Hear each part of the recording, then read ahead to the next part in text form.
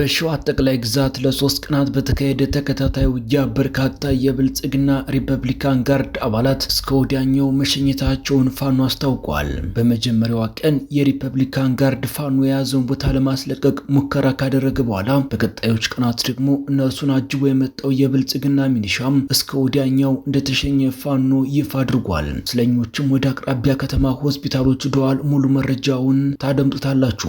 የአብይ አህመድ አገዛዝ በ8 ዓመታት ውስጥ ለሁለተኛ ጊዜ የሥርዓት ለውጥ ለማምጣት ተዘጋጅቻለሁ ሲል ማወጁ ተሰምቷል። ብልጽግና ለውጥ ፖለቲካዊ ታዛቢዎች የሥርዓት መፈረካከስ ያሉት ቀጣዩ ዕቅድ ሕገ መንግስቱን ቀይሮ አብይን ፕሬዝዳንት ማድረግ ነው ተብሏል። ብልጽግና ሁለተኛውን ለውጥ እስኪፈጽም ድረስ ጊዜ ስጡኝ ቢልም ፖለቲካዊ ታዛቢዎች ግን አሁንም አብይ አህመድ ሌላ ዙር ስህተት ውስጥ እየገባ ነው ሲሉ በማስጠንቀቅ ላይ ናቸው። ለመሆኑ አብይ አህመድ የሰራቸውና ሀገሪቱን ገደል አፋፍ ላይ ያቆማት ከባድ ስህተቶች የትኞቹ ናቸው? በመረጃችን የምትሰሙት ይሆናል። በአማራ ሳይንት በለጩማ ግንባር መካነ ሰላም ላይ ግምገማ በሚል ሽፋን ዶልተው ሲመለሱ በነበሩ የብልጽግና ወታደራዊ አመራሮች ላይ በተፈጸመ የደፈጣ ጥቃት በርካቶች መሞታቸው ተሰምቷል። በአሁኑ ሰዓት በዚሁ የደፈጣ ጥቃት ምክንያት የደሴ ሆስፒታል በቁስለኞች የተጨናነቀ ሲሆን ማንም ሲቪል ወደ ሆስፒታሉ እንዳይገባ ብልጽግና አግዷል። በሌላ በኩል አገዛዙን ከርተው ፋኖን የሚቀላቀሉ የሰራዊት አባላት ቁጥር በመጨመር ላይ መሆኑን ፋኖ አስታውቋል። እስከ መጨረሻው ድረስ አብራችሁን ከቆያችሁ ወደ እናንተ ይደርሳል።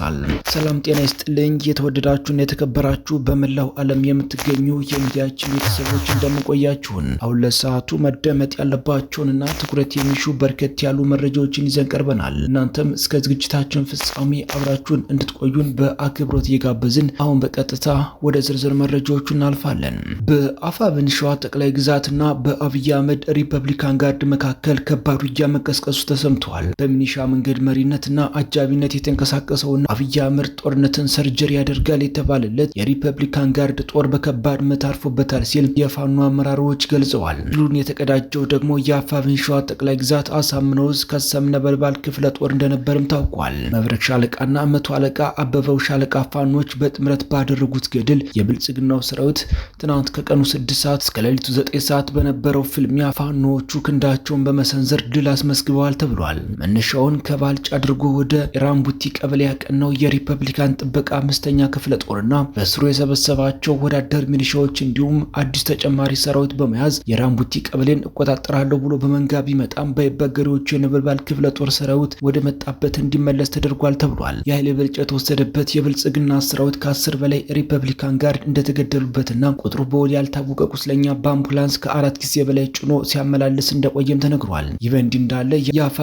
ሸዋ ጠቅላይ ግዛት አሳምነው ዕዝ አጼ አምደ ማርያም ኮር 77 ክፍለ ጦር አንድ ያገዛዙን ወታደር፣ አንድ ዘመናዊ ስናይፐር መሳሪያ፣ አንድ የደረት ትጥቅና 4 ካዝና በመማረክ ወደ ፋኖ አስገብተዋል። በሌላ አውደ ውጊያ ቀጠና ደግሞ በሸዋ ጠቅላይ ግዛት የኤፋታ አውራጃ አስገራሚ ጀብዶች ተሰርተዋል ተብሏል። የአማራ ፋኖ ብሔራዊ ንቅናቄ ጠቅላይ ግዛት አሳምነው ዕዝ የአጼ ዘርዓ ያዕቆብ ኮር 77 ክፍለ ጦር ዛሬም እንደ ትናንቱ በአገዛዙ ይዞታዎች ውስጥ ሰርጎ በመግባት አስገራሚ ድሎችን ማስመዝገባቸውን ቀጥለዋል። የክፍለ ጦሩ ልዩ ኦፕሬሽን ቀኞች የአብይ አህመድን ሰራዊት ወደሚንቀሳቀስበት ቦታ ሰርጎ በመግባት የአገዛዙን እቅድ በማክሸፍ መብረቃዊ ጥቃቶችን ፈጽመዋል። የአብይ አህመድ ሰራዊት ላይ የ77 ክፍለ ጦር ጀግኖች በትናንትናው ዕለት በበርጊ ቀበሌና በይልማ መካከል ላይ አድፍጦ በመጠበቅ ከባድና ድንገተኛ ጥቃት ፈጽመዋል። በዚህ እልህ አስጨራሽ ሌሊት ውጊያ የአገዛዙ ኃይል ድባቅ በመመታቱ ወደ መጣበት ተገዶ ለመመለስ ሲገደድ 4 ወታደሮች ሕይወታቸው እንዳለፈና የተቀሩት ደግሞ በጽኑ ቆስለው በሕክምና ላይ እንደሚገኙ የውስጥ መረጃዎች አረጋግጠዋል። ይህ የድል ጉዞ ሳይቋረጥ ከጧቱ 12 ሰዓት ላይ ከአጣያ ተነስቶ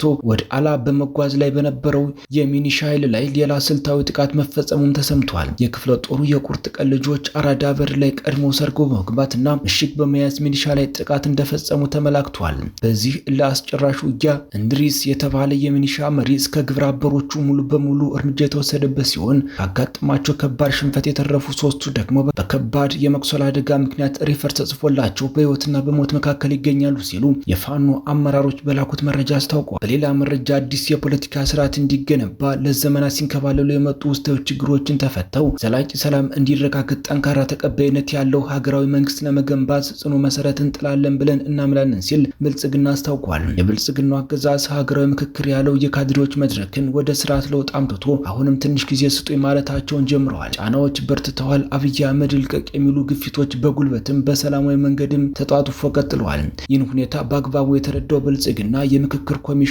በፍጥነት እንዲጨርስ ያዘዘ ሲሆን አዲስ ስርዓት ጠብቁ ማለትም ጀምሯል። እሱን ወደ ኋላ እናቆየውና አብይ አህመድ 2010 ላይ ይዤ እመጣለሁ ያለው ስር ነቀል ፖለቲካዊ ለውጥ ለምን ገደል እንደገባ ባጭሩ እናየዋለን። ፖለቲካ ተንታኞች አንድ መሪ ለውጥ ይዞ መጣው ካለ የግድ 3 ጉዳዮችን ማሳካት ይኖርበታል ባይ ናቸው። እነሱም ሰላም፣ ዳቦና የህዝብ ክብር። ከነዚህ 3 ቁልፍ ጉዳዮች ውስጥ አንዱ ካልተሳካ ለውጡ ከሽፏል ብለው ይጠሩታል። የአብይ አህመድ ግን አንዱ ብቻ ሳይሆን 3ቱም ከቁጥጥር ውጭ ሆኖበት ግራ መጋባቱን ቀጥሏል ይባላል። የመጣበት አደጋ ደግሞ ከውስጥም ከውጭም ነው። ዳቦ ሰማይ ነክቷል። ጦርነት ልክ እንደ ስራ ዕድል ለወጣቱ መከፋፈል ከጀመረ ውሎ አድሯል። ክብር ለተባለው ደግሞ በተለይ አማራ የህሊና እስረኞች የኦህዴድን እስር ቤቶች ሞልተውታል። በአጭሩ እንኳንስ ለውጥ ሊመጣ የነበረው ፈራርሶ አገሪቱ በገደል አፋፍ ላይ እንድትቆም አስገድዷታል የሚሉ ታዛቢዎች ቁጥር ስፍር የላቸውም። ይህ የተሳሳተ የባቡር ጉዞ መጨረሻው ገደል እንደሆነ ሁሉም ዓለም አቀፍ የፖለቲካ ተመራማሪዎች በተለይ ምዕራባውያን ሲያስጠነቅቁ የሰነበቱ ሲሆን አሁን ደግሞ ብልጽግና እኔን ተወኝና በስልጣን ላይ ያለው የስርዓት ለውጥ ይምጣ ማለት ጀምሯል። እንግዲህ በ8 ዓመት ውስጥ ለሁለተኛ ጊዜ መሆኑ ነው። ጥፊያው የተጀመረው የኢትዮጵያ ህዝብ አይኑ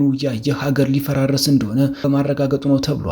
ፖለቲካዊ ታዛቢዎችንን የብልጽግና ስርዓት ለውጥ ባይቃወሙም ነገር ግን አብይ አህመድ ሌላ አሁንም ከፍተኛ ጥርጣሬ ያላቸው ይባላል። የመጀመሪያ ለውጥ የሚለው ጊዜና እፎይታ ለማግኘት ነው። በውጭም የገንዘብ ድጋፍ ለመሰብሰብ ህዝቡንም ትንሽ ታገሱ ለማለት ቢሆንስ ብለው ይገምታሉ። ሌላው ደግሞ ለውጥ ተጀመረ ቢባል እንኳን የኢትዮጵያ ቀውስ እንዲህ በቀላሉ አይፈታም የሚሉ ነው። ለዚህ ደግሞ ተጠያቂ የሚያደርጉት ራሱን አብይ አህመድን ነው። ሰውየው ወደ ስልጣን እንደመጣ ተቋማት ላይ ጠንክሮ በመስራት የመጣ ይምጣ ቢል ኑሮ ዛሬ እሱ እንኳን ከስልጣን ቢወርድ ሀገር ትተርፍ ነበር ሲሉ ሙግታቸውን ይቀጥላሉ።